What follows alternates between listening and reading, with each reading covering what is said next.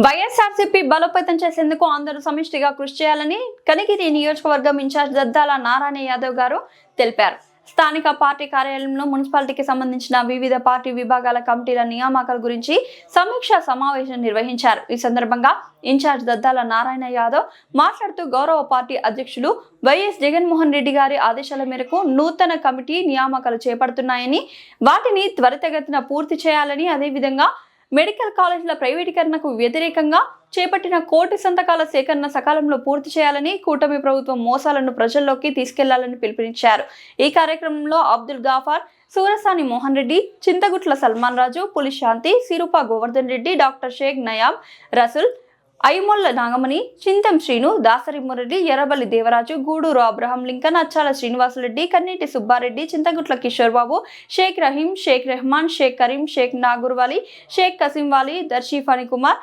Paidimarri Phanibabu, Bachu Vengala Rao Gupta, Racharla Naresh, Bapatla Kondalarao, Surasani Chandrasekhar, రాచుటి Sushmita, Maddisetti Bharati, Sheikh Shakeela,